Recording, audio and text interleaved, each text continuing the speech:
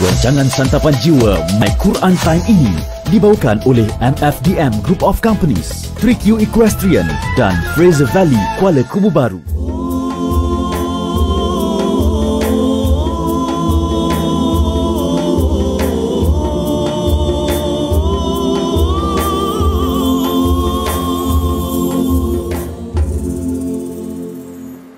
أعوذ بالله من الشيطان الرجيم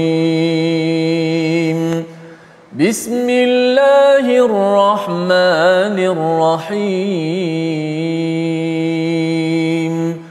الحمد لله رب العالمين الرحمن الرحيم مالك يوم الدين إياك نعبد وإياك نستعين اهدنا الصراط المستقيم صراط الذين أنعمت عليهم غير المغضوب عليهم ولا الضالين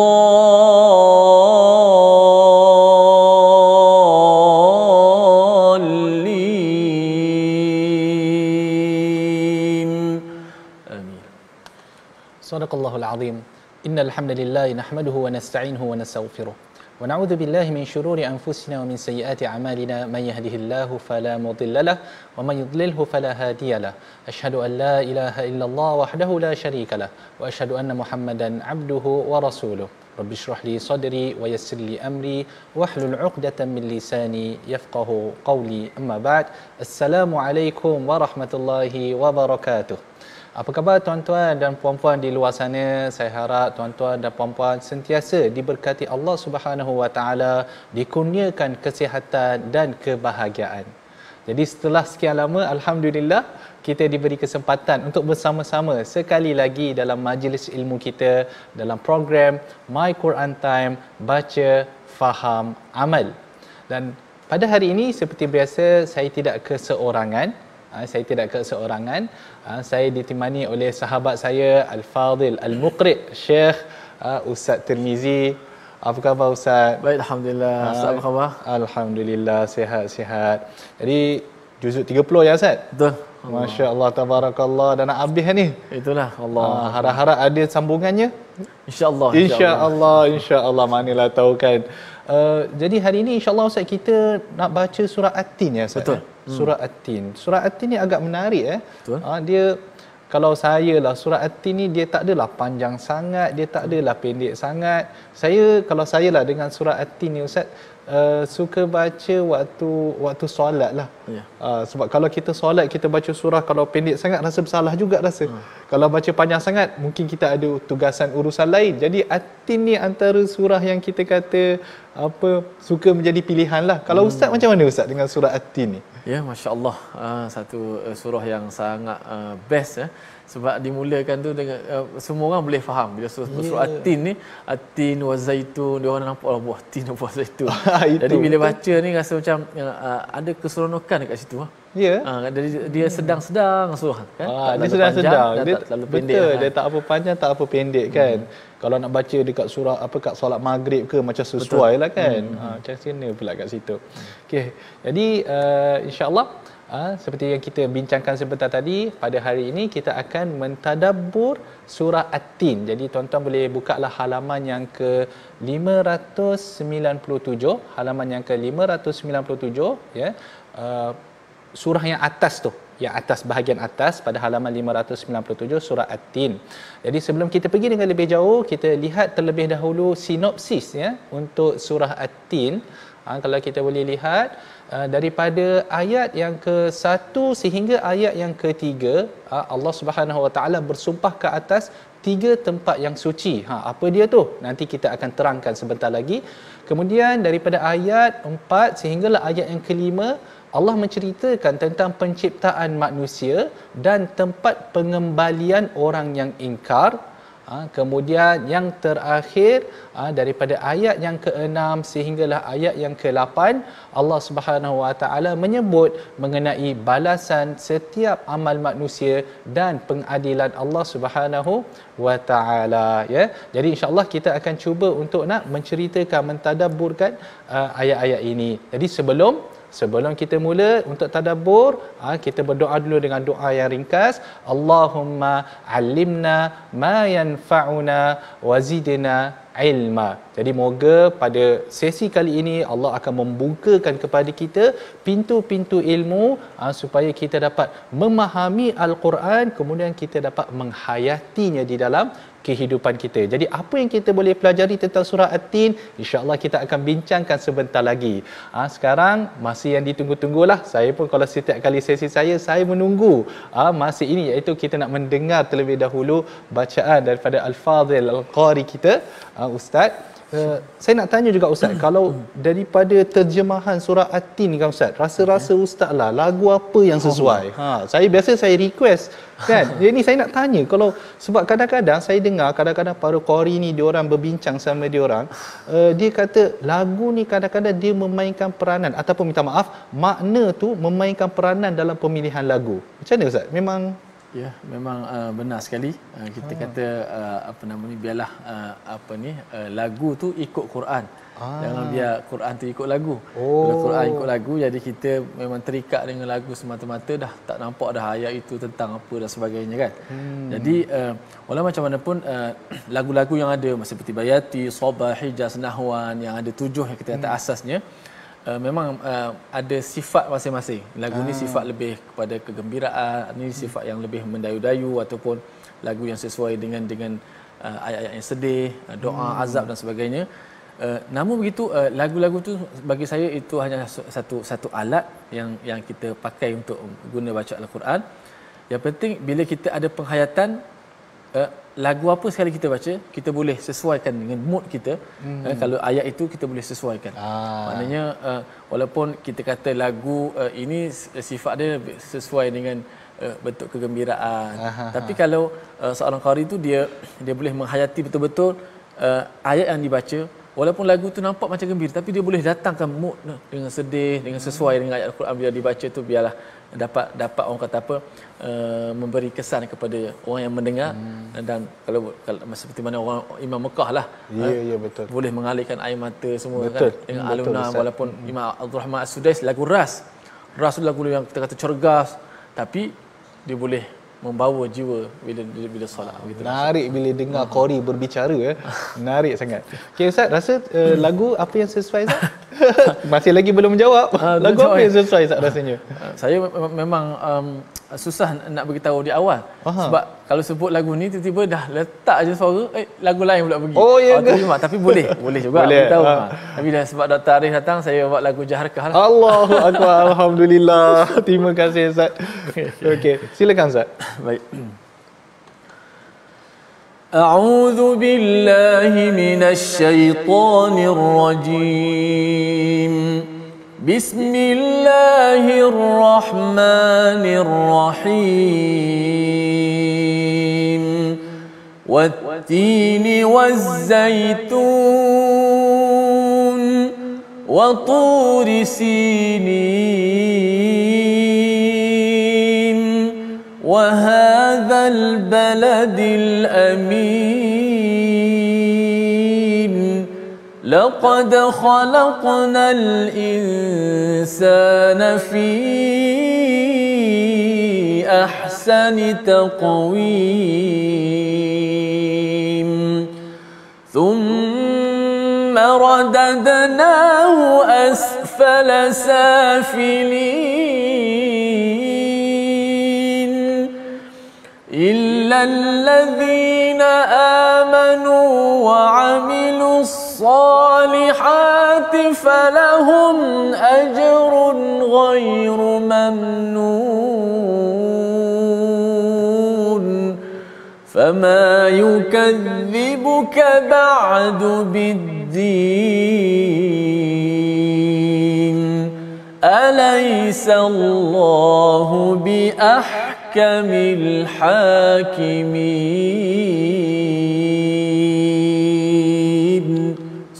Sadaqallahul azim.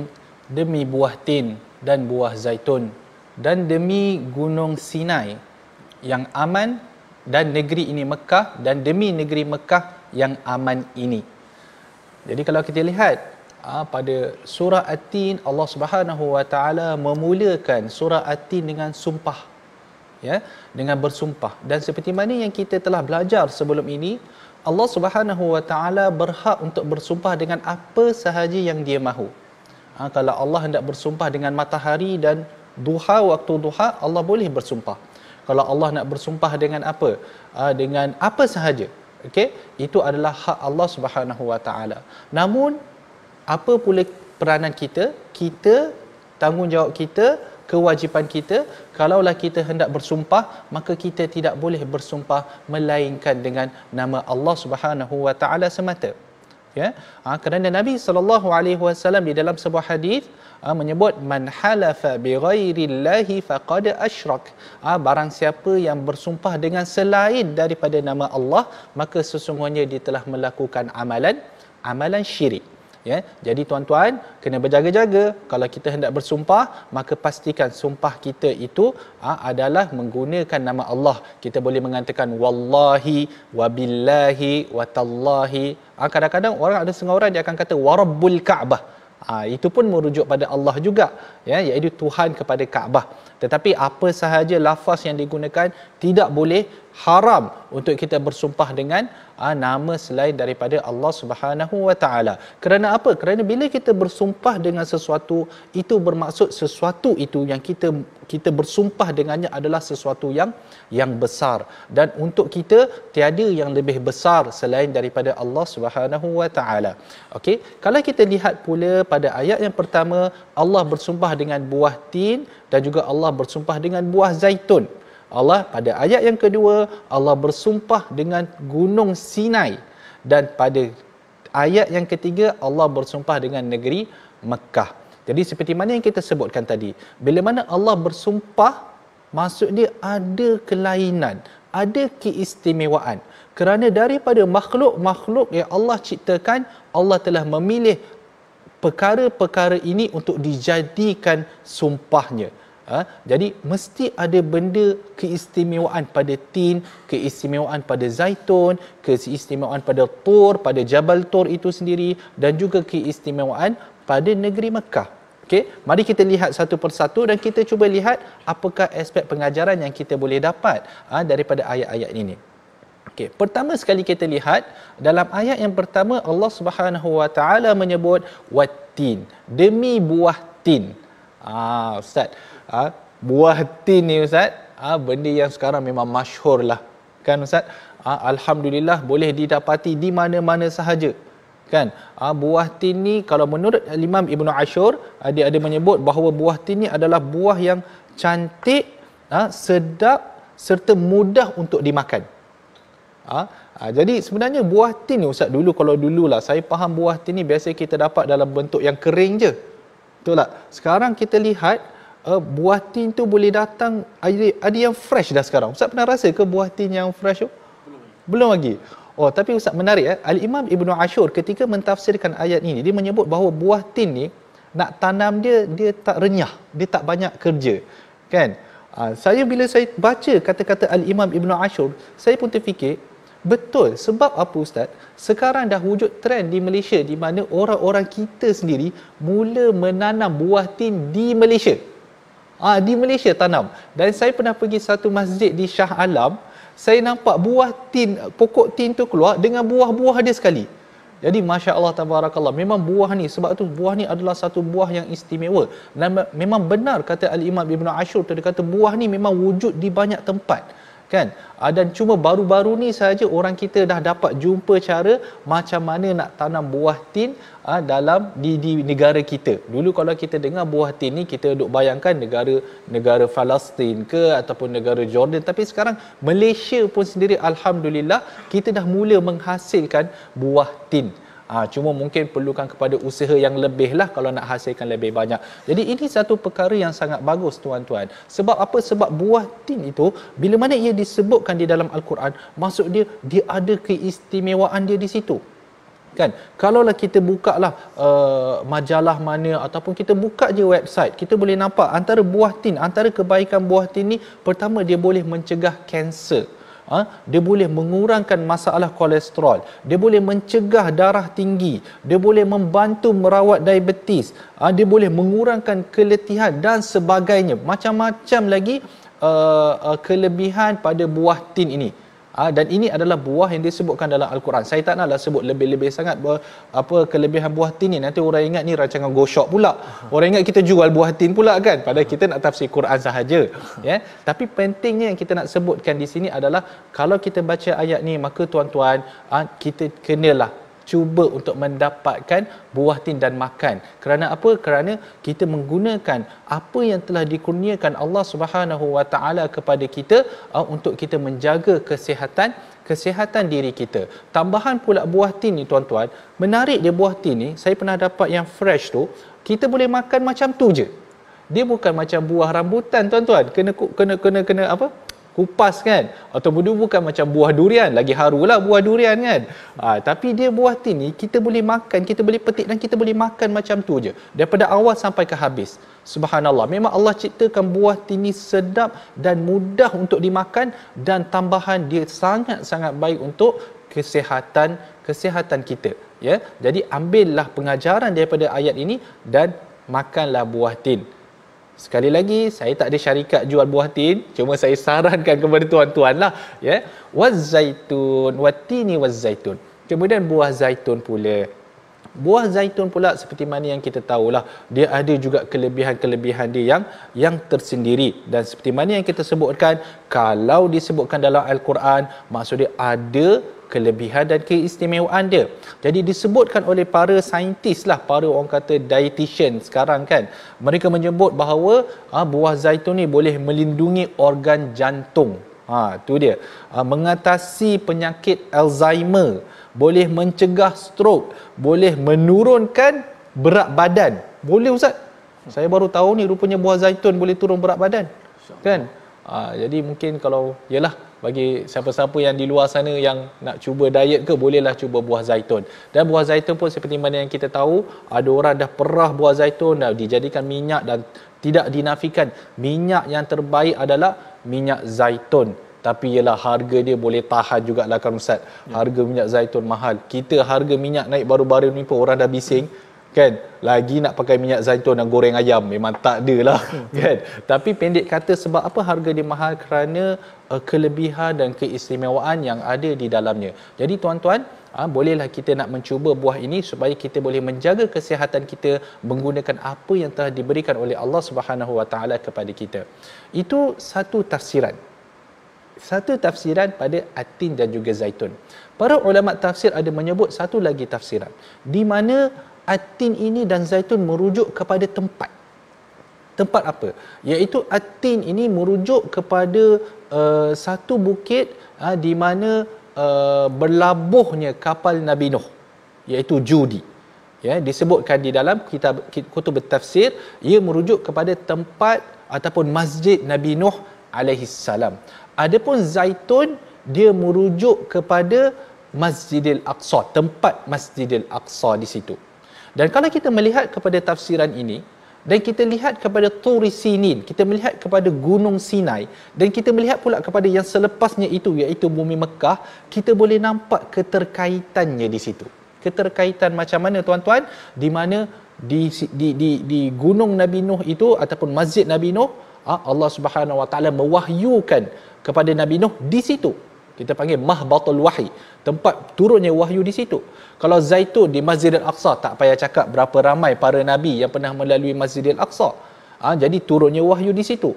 Turi Sinin, Jabal Gunung Sinai, tempat di mana turunnya wahyu kepada Nabi Musa alaihi salam. Dan yang terakhir sekali, yang kita semua memang rindu sangat nak pergi, kalau yang tak pernah pergi, tengah kumpul duit nak pergi, iaitu negeri kota Mekah.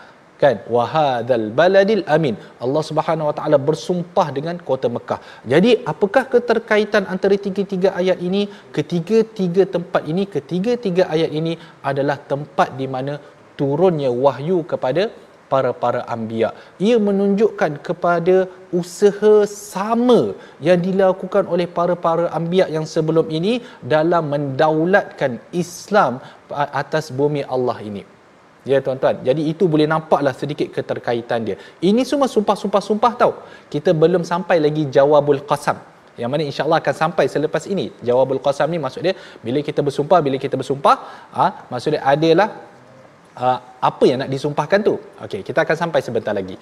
Turi Sinin, okey, tempat turunnya kepada Nabi Musa, wa hadzal baladil amin, negeri Mekah yang aman. Menarik negeri Mekah ni disifatkan sebagai satu tempat yang aman. Bahkan di dalam surat Ali Imran juga disebut wa man dakhalahu kana amina. Siapa yang masuk di dalam negeri Mekah maka dia akan berada dalam keadaan yang aman. Dan negeri Mekah ni masya-Allah tabarakallah, sebab itulah di negeri Mekah kita ada hukum hakam yang berbeza. Kita tak boleh buat apa yang kita buat di Malaysia ni, kita nak bawa pergi kota Mekah. Tak boleh. Dia ada hukum hakam dia. Di mana kita tidak boleh memotong pokok, kita tidak boleh memburu. Dia punya keamanan tu lain macam. Lagi-lagi kita tidak boleh menzalimi orang lain. Kita tidak boleh menzalimi orang lain. Jadi nampak tak di situ kelebihan kota Mekah dan juga apa yang disebutkan di dalam ayat ini, kota Mekah yang aman. Okey, jadi sebelum kita pergi kepada jawabul qasam, apa yang nak disumpahkan oleh Allah Subhanahu Wa Taala, kita lihat terlebih dahulu perkataan pilihan kita pada hari ini. Perkataan pilihan kita adalah kalimah radda yang ada pada ayat yang kelima. Ya, ayat yang kelima, kalimah radda, ia bermaksud kembali, menolak ataupun menjawab. Tiga maksud dia di situ, kan? Dan kalau apa yang dimaksudkan dalam ayat yang kelima, insya-Allah kita akan ceritakan sebentar lagi, dan ia disebut di dalam Al-Quran sebanyak 59 kali. Okey, sekarang kita nak sebut dahulu ayat apa. Allah dah sumpah dengan tin zaitun, Allah dah sumpah dengan gunung Sinai, Allah dah bersumpah dengan negeri Mekah yang aman. Apa yang nak disampaikan sebenarnya? Sebut laqad khalaqnal insan fi ahsani taqwim. Sesungguhnya kami telah menciptakan manusia dalam bentuk yang sebaik-baiknya. Okey? Apa yang dimaksudkan dengan bentuk yang sebaik-baiknya, kita bicarakan sebentar lagi. Jangan ke mana-mana. My Quran Time, baca, faham, amal.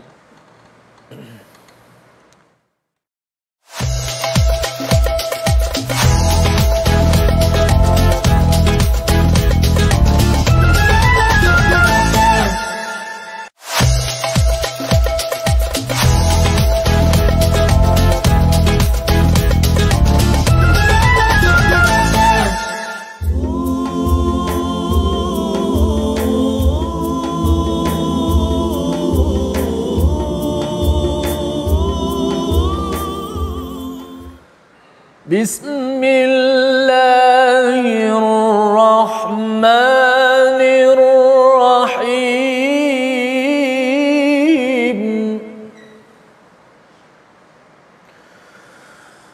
Wat-tini waz-zaytuni wa turi sinin wa hadzal baladil amin. Laqad khalaqnal insana fi ahsani taqwim. Sadaqallahul azim. Alhamdulillah, terima kasih kepada semua penonton-penonton, sahabat-sahabat terus setia dalam My Quran Time, baca faham amal. Kita dah dengar tadabbur di peringkat awal daripada Dr. Arif Musa. Surah At-Tin begitu menarik sekali untuk sama-sama kita mengambil pengajaran yang begitu besar. Walaupun nama surah At-Tin, tapi dia punya syarahannya banyak lagi ni. Belum lagi masuk jawab qasam tadi ataupun jawab sumpah tadi, yang insya-Allah akan dikupas oleh yang berbahagia Dr. sebentar nanti. Baik, sahabat-sahabat sekalian, sebelum kita meneruskan lagi, kita nak belajar sedikit tajwid. Pada hari ini kita lihat slide kita. Dalam ayat keempat, laqad khalaqnal insana fi ahsani taqwim. Sempurnakan hukum qalqalah yang terdapat dalam ayat ini. Yang pertama ialah huruf dal yang mati, laqad, pada kalimah laqad. Kemudian huruf qaf pada kalimah khalaqana, khalaqana. Dan di hujung ada satu lagi qalqalah, ahsani taqwim. Maknanya ada 3 qalqalah dalam ayat yang keempat, satu dal, yang kedua huruf qaf. Yang mana kedua-duanya huruf yang matilah, maksudnya mati. Okey, dan qalqalah yang berlaku ini adalah qalqalah yang pertama ataupun martabat qalqalah sughra, yang kecil, yang mana detakan ataupun pantulan tidak bolehlah melebihi dia punya hadnya. Contoh ayat pertama, ayat keempat ni, laqad khalaqnal insana fi ahsani taqwim. Begitu saja. Jangan baca laqad khalaqnal insana fi ahsani taqwim. Tu dah lebih tu. Tu hanya qalqalah. Jangan kita terlalu menekan kerana ini adalah qalqalah sughra sahaja, qalqalah yang martabat ataupun tingkatan yang pertama ataupun qalqalah yang kecil. So sekali lagi kita buat contoh sebelum kita berpindah kepada doktor insya-Allah. Laqad khalaqnal insana fi ahsani taqwim. Begitulah, wallahu alam. Kembali kepada Doktor. Okey, terima kasih Ustaz atas pencerahan yang sangat baik tentang huruf qalqalah. Jadi insya-Allah kita sambung, kita nak menceritakan tentang jawabul qasam sebentar tadi. Jawabul qasam, kalau tuan-tuan tertanya apa tu jawabul qasam, tak pernah dengar, maksud dia bila Allah bersumpah apa sebenarnya yang nak disampaikan melalui sumpah tersebut, itu kita panggil sebagai jawabul qasam. Jadi biasanya jawabul qasam dalam ayat ini adalah ayat yang keempat. Tetapi sebelum kita pergi dengan lebih jauh, saya nak mohon sekali lagi lah Ustaz, kalau boleh baca ayat-ayat ini supaya bila kita nak tadabbur tu kita lebih merasailah. Silakan Ustaz. Auzubillahi. Bismillahirrahmanirrahim. Wat-tini waz-zaituni wa turi sinina wa hadzal baladil amin. Laqad khalaqnal insana fi ahsani taqwim.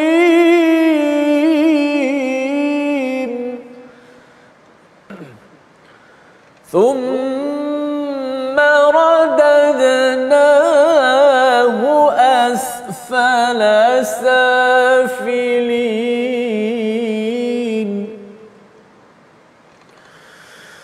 Illa alladhina amanu wa amilus salihati falahum ajrun ghairu mamnun.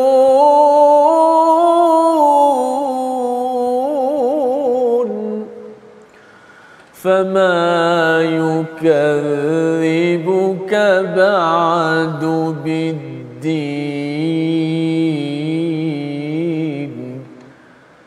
Alaysa Allahu biahkamil hakimin.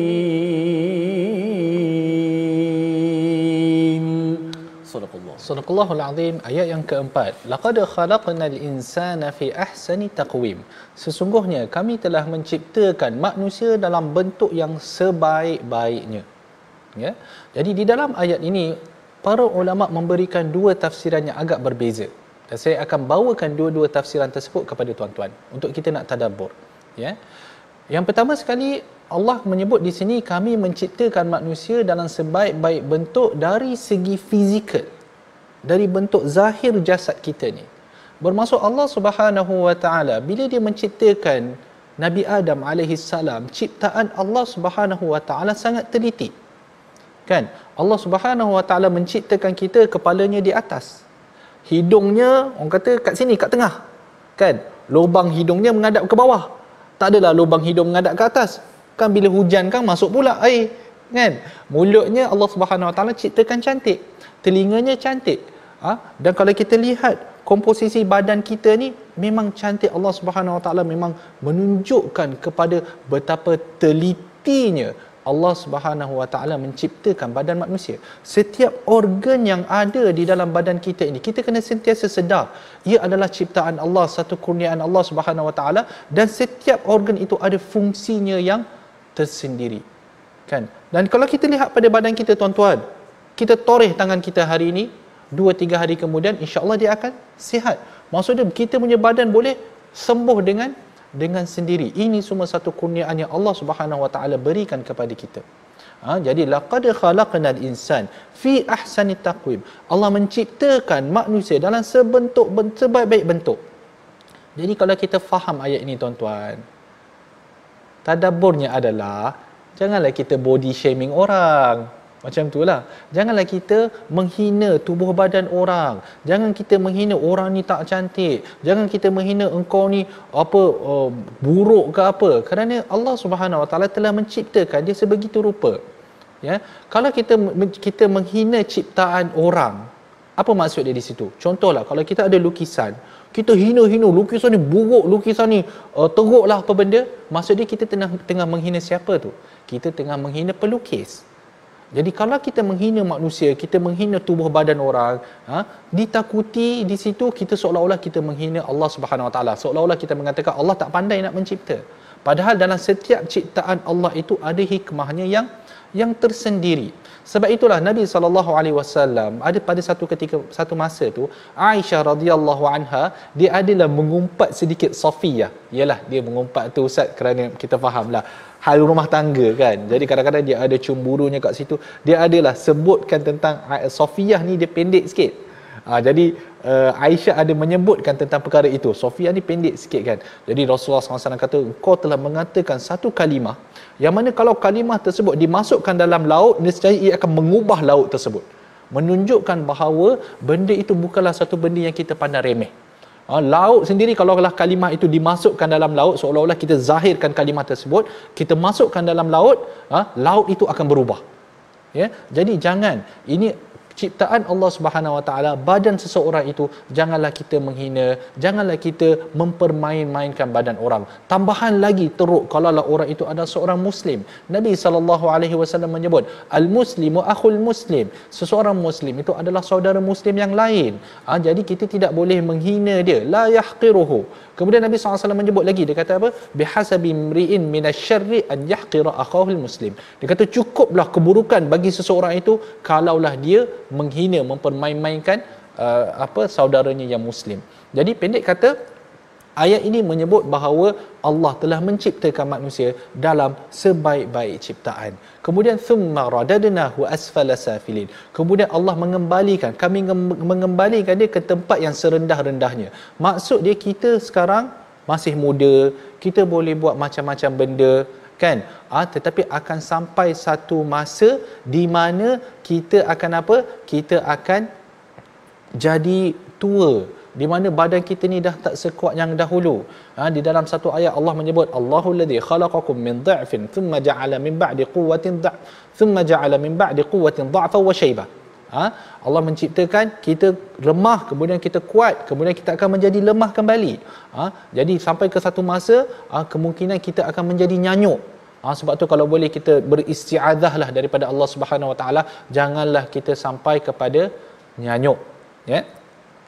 Kita masih lagi dalam tafsiran yang pertama, iaitu tentang tafsiran bahawa ayat nombor 4 ini merujuk kepada fizikal. Okey. Ada satu lagi tafsiran yang menunjukkan bahawa sebenarnya ahsani taqwim, sebaik-baik bentuk itu merujuk kepada akal dan idrak, di mana merujuk kepada deria kita, di mana Allah Subhanahu Wa Taala menciptakan manusia dengan secara fitrahnya. Deria kita ini ataupun sifat fitrah kita ini sukakan kepada kebaikan. Fitrah kita ini sukakan kepada tauhid, suka kepada kebaikan, tak suka kepada keburukan. Kita suka kepada keamanan, kita suka kepada melakukan orang kata apa, kebaikan kepada orang-orang yang lain. itu secara fitrah manusia. Jadi yang dimaksudkan dalam ayat yang keempat ini, menurut pendapat yang kedua, laqad khalaqnal insana fi ahsani taqwim, manusia itu pada asalnya kalau dia mengikut fitrah dia akan menerima segala apa yang disampaikan oleh Allah Subhanahu wa taala. Kerana syariat yang Allah Subhanahu wa taala turunkan, ia sangat selari dengan fitrah seorang manusia. Jadi tuan-tuan, fitrah kita ni sepatutnya bila berhadapan dengan Al-Quran, kita boleh menerima Al-Quran itu dengan mudah kalau ikutkan. Tetapi masalahnya bila mana satu-satu orang itu fitrah itu telah dicemari dengan pemikiran-pemikiran yang menyeleweng dan telah dicemari dengan syahwat dan hawa nafsu. Dalam keadaan itu, apa yang akan jadi pada orang tersebut? Itulah ayat yang kelima, thumma radadnahu asfala safilin. Kemudian Allah mengembalikan seseorang itu kepada tempat yang rendah. Maksudnya bilalah kita ni tuan-tuan, fitrah kita ini tercemar. Maksudnya kita tak nak mengaji, kan? Tak nak mengaji, tak nak tambah ilmu, tak nak duduk dekat-dekat dengan para asatizah, tak nak mendengar ayat Al-Quran, tidak mahu mendengar hadis-hadis Nabi SAW. Jadi bila mana fitrah itu dicemari, maka kita akan berada di tempat yang serendah-rendahnya. Sebab itulah Al-Imam Ibn Kathir rahimahullah bila mentafsirkan ayat ini, dia menyebut radadnahu asfala safilin ini merujuk kepada api neraka. Okey. Kemudian kita sampailah pada ayat yang ke-6, illal ladina amanu wa amilus solihat falahum ajrun ghairu mamnun. Kecuali orang-orang yang beriman dan mengerjakan kebajikan, maka bagi mereka pahala yang tidak putus-putus. Ayat ni pun tuan-tuan, kalau kita nak tafsirkan mengikut pendapat pertama, maksud dia lari sikit. Kalau kita tafsirkan dengan yang kedua, maksud dia lari sikit, tapi dua-dua makna tu sangat cantik tuan-tuan. Kalau kita melihat tafsiran yang pertama sebentar tadi, di mana Allah Subhanahu wa taala menciptakan manusia dalam bentuk yang paling baik, jasad yang paling baik, fizikal yang kita tak adalah kata sempurna, tetapi fizikal yang sangat sesuai dengan kehidupan kita di atas dunia, kan? Dan sampai satu masa radadnahu asfala safilin, Allah akan mengembalikan dia ke tempat yang serendah-rendahnya. Maksudnya dia akan menjadi lemah, nak beribadah pun tak boleh, kan? Tambahan pula kalau dia nyanyuk, kan? Nyanyuk ustaz, satu masalah ustaz, tak boleh nak faham, cakap pun dia mengarut, jauh lagi lah nak beribadah, Allah, kan? Tetapi menarik tuan-tuan, kalau lihat pada ayat yang ke-6, Allah menyebut illal ladina amanu wa amilus solihat, kecuali orang-orang yang beriman dan mengerjakan kebajikan, falahum ajrun ghairu mamnun, maka bagi mereka pahala yang tidak putus-putus. Apa yang kita faham? Kita sekarang masih muda, jadi kita perbanyakkan ibadah, kan? Kita perbanyakkan ibadah sampai satu masa kita akan menjadi lemah, kan? Na'udzubillah, kita minta jauhlah. Mungkin ada di kalangan umat Islam yang menjadi nyanyuk. Tetapi bagi orang-orang yang beriman, kalaulah pada zaman muda dia banyak beribadah, kemudian sampailah satu keadaan di mana dia tidak boleh lagi beribadah, maka disebutkan oleh Al-Imam Ibn Abbas radhiyallahu anhu, Ibn Abbas radhiyallahu anhu menyebut, berdasarkan kepada ayat ini, maka pahala dia tu berterusan. Contoh, kalau masa dia muda, dia rajin solat tahajud, kan? Dia rajin pergi ke masjid. Tetapi bila dia dah tua, lutut tak boleh nak pergi, kan? Nak jalan pun nak kena pakai kerusi roda, payah, semua benda payah. Dia dah tak boleh nak buat apa yang dahulunya dia buat pada zaman muda. Maka Allah Subhanahu wa taala mengambil kira pengorbanannya selama ini. Jadi Allah akan tetap memberikan dia apa? Ajrun ghairu mamnun, pahala yang tidak putus-putus. Walaupun dia tidak pergi pada masjid, walaupun katakanlah dia dulu baca Quran, kuat baca Quran sampai satu masa mata dia dah tak boleh nampak, dia tidak boleh nak baca dah, kan? Walaupun mereka tidak membuat amalan-amalan sedemikian, Allah Subhanahu wa taala masih lagi memberikan ganjaran kepada golongan-golongan ini. Ini menunjukkan satu, kita kata apa, keistimewaan orang-orang yang beriman, tuan-tuan. Sebab itulah dalam keadaan kita sihat sekarang, janganlah kita tunggu-tunggu sampai tua baru nak beramal. Beramal daripada sekarang, kan?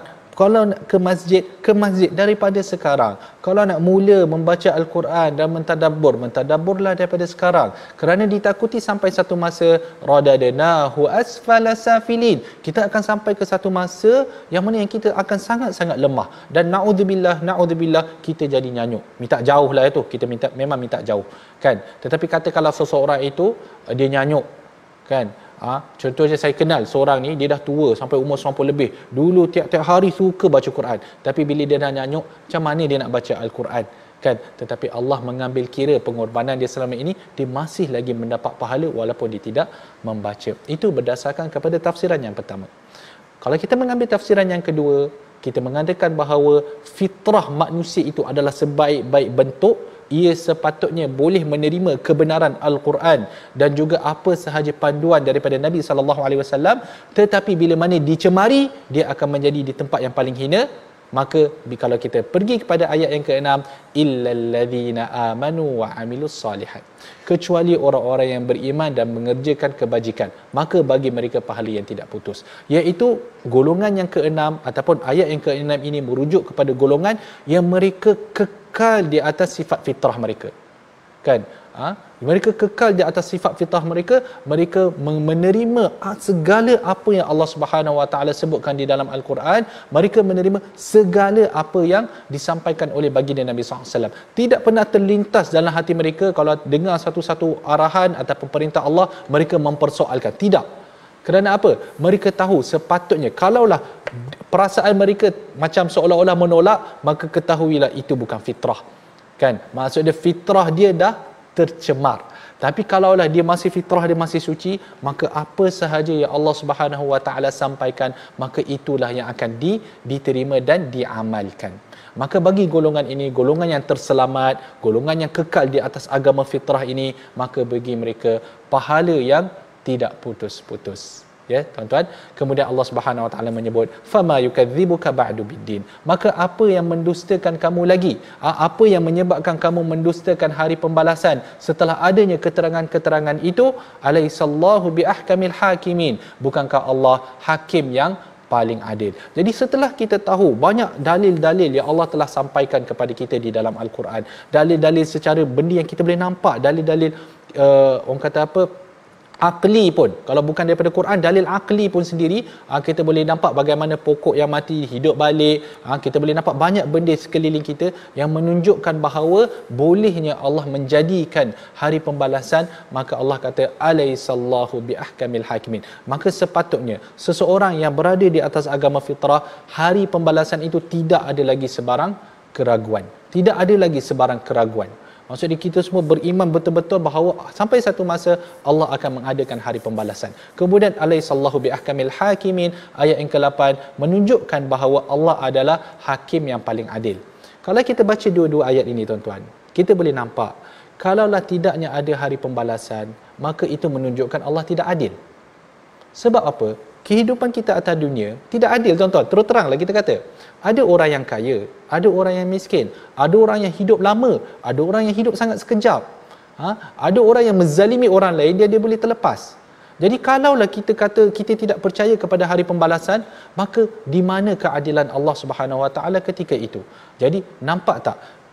Kerana Allah ni maha adil, maka menjadi bukan menjadi kewajipan lah, kita kata menjadi, orang kata apa, sebabkan keadilan tersebut, maka perlunya kepada hari pembalasan. Kerana di situ setiap amalan, tak kisahlah besar ataupun kecil, akan dihisab oleh Allah Subhanahu Wa Taala. Ya, jadi pendek kata, inilah Ustaz surah At-Tin lah Ustaz, ya, di mana menekankan tentang penciptaan manusia itu sendiri.